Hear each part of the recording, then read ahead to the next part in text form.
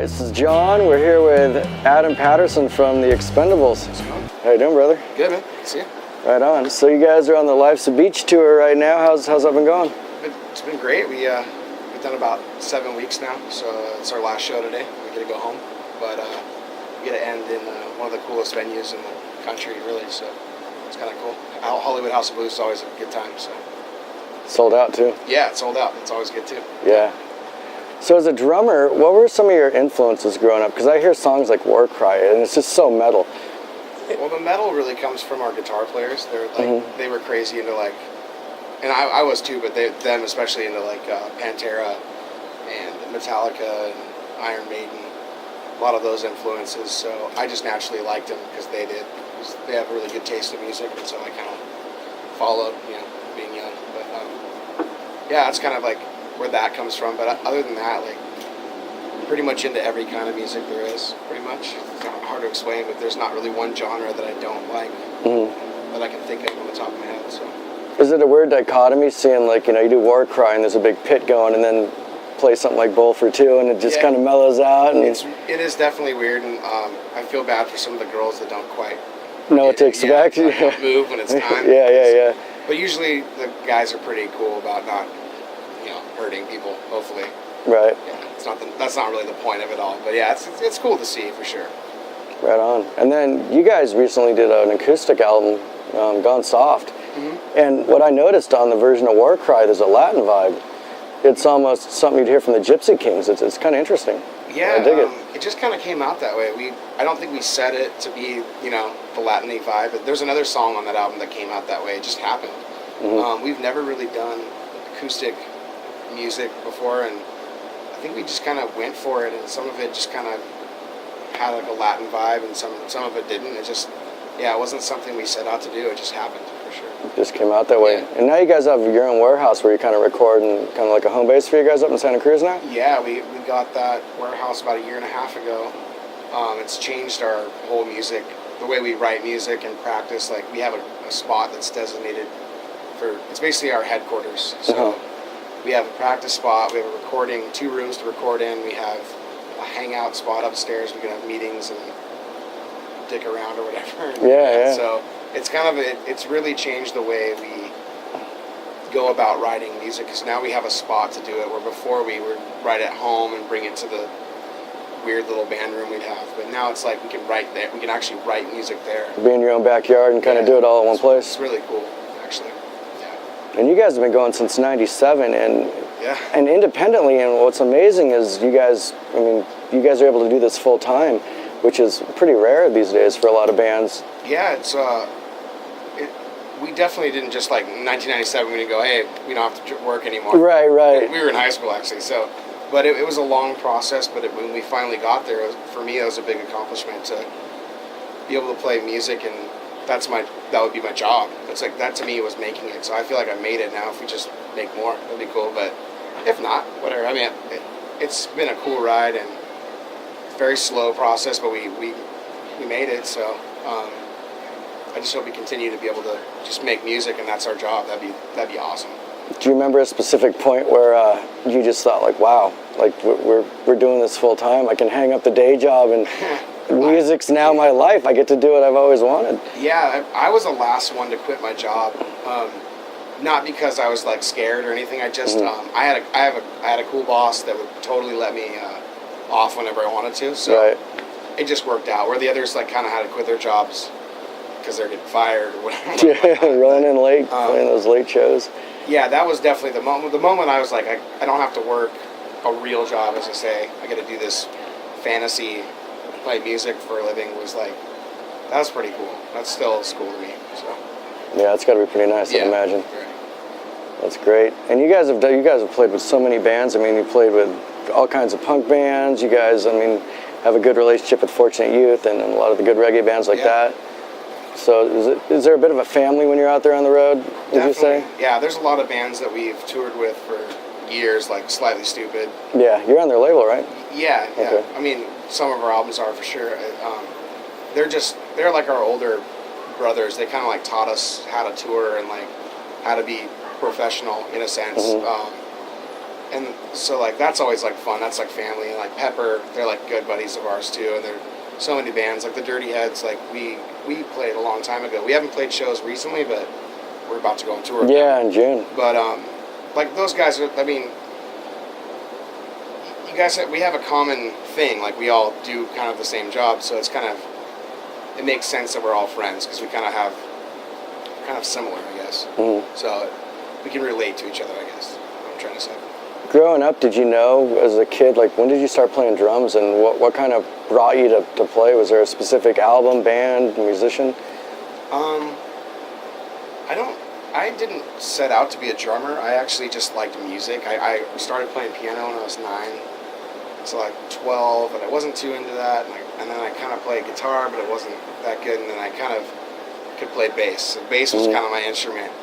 And I bought a drum kit just so I could have one so someone could hopefully play drums someday. And then I was the only one that could actually drum, so I got stuck with it. But it worked out. There wasn't really an album that pushed me towards like being a musician, really. I mean, I was definitely into Sublime when I was younger. Definitely like a lot of punk bands, like NoFX really was a big influence on me. But I never like saw shows and was like, oh, that's what I want to do. It just kind of happened weirdly. And then when we started playing, then I was like, that's what I want to do. Right. It's fun, you know. But yeah, it wasn't really an album or anything that set me there.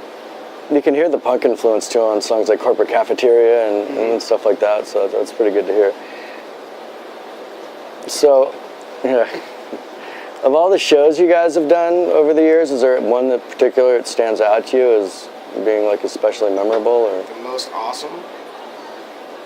There was one show we played on the Queen Mary. Long Beach, that's where we're from. Long Beach, yeah. And I'm not sure when. I couldn't tell you. 4, 5 years ago maybe, but it was us, Pepper, Fishbone, and a couple other bands. I can't even remember, but it was just like wild. Yeah, the punk, yeah, the funk, yeah, and it was and just everything you guys bring. Like, there was like 200 people backstage behind us because I think they were selling backstage tickets. Like totally stupid to do that, but right.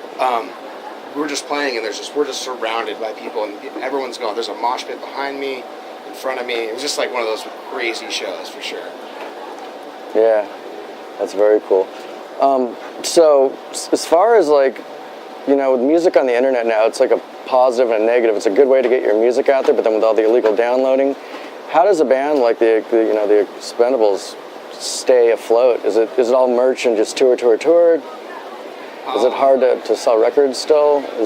Records are kind of a weird thing nowadays. Like you don't sell as many as you did, I guess, in the 80s and even the 90s. Yeah, you could go platinum in a day back in the 80s. Now it just doesn't happen that way. Records are almost more of a tool to get people to come to your show. That's how I kind of look at it. Mm-hmm. But you still make some money on them, you know, and you still need to put them out. And absolutely. It's just a little different. Mm-hmm. So as far as like the illegal downloading, I got mixed feelings about it. I personally don't do it.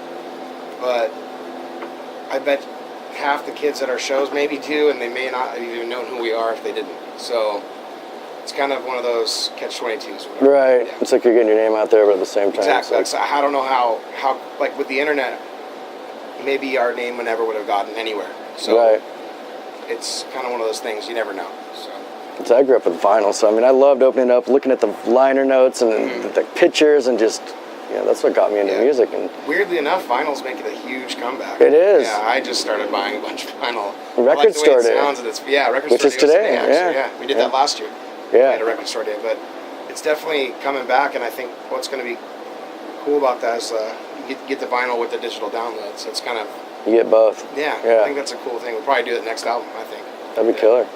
So you guys are doing the Cali Roots coming up May 25th, which is a huge show. That's kind of a bit of a homecoming, I bet, seeing all your brothers and all. Yeah, I mean, like every band, not every band, but almost every band in our genre and even outside of it are going to be there. It's crazy. It's going to be really fun. We're going to be there all 3 days, but we're playing Saturday. But that's just going to be wild. We know so many people, but Seedless, it's almost Fortunate sold Youth, out or something. It's like on the verge or whatever. It's like crazy. Like, yeah, it's a big show. It's gonna be nuts, and I'm hoping someday they do more of these. Like maybe move it to Colorado and Florida someday. Cause Yeah, it's such a, make it a bit of a tour. yeah, maybe not Warped Tour style, but like almost. That'd Yeah, be really like cool. a Roots, yeah. Yeah, that'd be awesome. Because there's great local bands, you know, and I'm sure Yeah, in for all sure. kinds of states, you know, doing the reggae and Yeah. doing what you guys do. So where's a good place? First of all, what's the plans for the rest of the year for you guys? I know you're on a break after this. You going back into the Yeah. studio? Going to hash something out?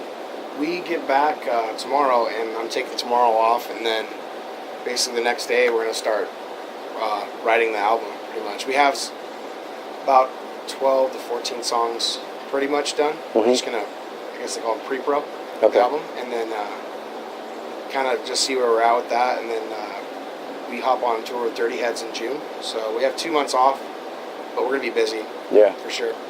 And then after the Dirty Heads tour, we're gonna try to record and then put out the album next year. So pretty much got a plan. We'll see if we can. What's the writing process like? Do you guys like to road test the songs like while you're gigging, or do you? Yeah, this time we got to road test all of them pretty much. We played probably like 8 or 9 different songs on this tour that were not playable before. So we would kind of jam them out and sound check and then try them out during the show. So tonight we're playing 3 new songs. Do the fan responses have anything to do with how you gauge whether it's going to go on, whether it's not, whether you want to change The fan it up? responses have been awesome, Mm-hmm. but like a slower song that they don't know the words to, it's just kind of not going to have the same effect as like a really driving like rock song or something. But that doesn't Right. necessarily mean the song's bad. It just means They're they just don't know. not it yet. familiar with it Yeah, yet. that's Yeah. all. So we can't really put too much into it. Right. Yeah. So where's a good place to find you guys for all those that want to find out more about the Expendables and what you're up to, where you're touring, where your albums are at?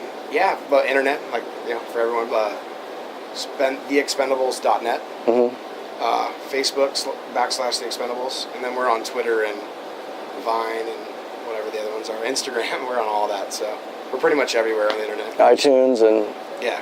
and record stores, which are still around. You got Amoeba right Yeah, down the street, and Fingerprints in Long Beach. There's still some good indie Streetlight stores. Records up north, so yeah. Right on. Definitely. Well, thank you for taking the time. Thank you Absolutely. for having us out. Yeah. Looking forward to seeing you guys tonight. And Yeah, thanks, it's gonna man. be good times. Thanks for having us. All right, brother. Thanks.